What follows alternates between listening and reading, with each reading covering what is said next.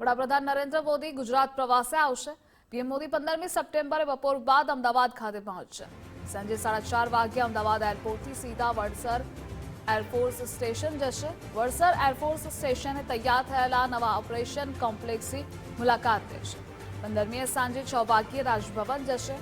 15મીએ રાત્રે રાજભવનમાં પીએમ મોદી બેઠક પણ યોજી શકે છે। તો 16મી સપ્ટેમ્બરે સવારે 10 વાગ્યે મહાત્મા મંદિરના કાર્યક્રમોમાં હાજરી આપશે। મહાત્મા મંદિરમાં ગ્લોબલ રીઇન્વેસ્ટ યોજાશે। સંવાદદાતા નિકુંજ જોડાયેલા છે। નિકુંજ, વડાપ્રધાન ગુજરાતની મુલાકાતે આવશે, 2 દિવસીય તેમના કાર્યક્રમો જણાવશો। ધ્રુવિશા, 2 દિવસના ગુજરાત પ્રવાસે પ્રધાનમંત્રી નરેન્દ્ર મોદી પહોંચી રહ્યા છે અને તેઓ 15મી તારીખે બપોર બાદ ગુજરાત પહોંચશે।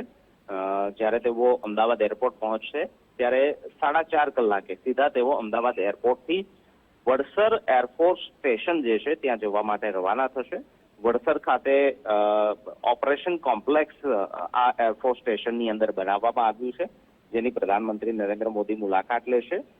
ત્યારબાદ સાંજે 6 કલાકે પીએમ મોદી રાજભવન ખાતે પરત પહોંચશે। માનવામાં આવી રહ્યું છે કે રાજભવન આવ્યા બાદ અધિકારીઓ સાથે, રાજકીય નેતાઓ સાથે પણ બેઠકોનો દોર જે છે તે રાજભવન ખાતે થઈ શકે છે। રાત્રિ રોકાણ તેમનું રાજભવન ખાતે હશે।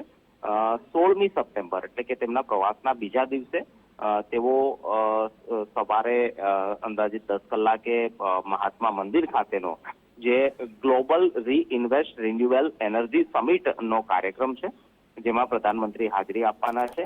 આ ચોથી ગ્લોબલ રિન્યુએબલ એનર્જી સમિટનો પ્રોગ્રામ છે કે જે પહેલી વખત ગુજરાતની અંદર યોજાઈ રહ્યો છે, તેમાં પ્રધાનમંત્રી હાજરી આપશે।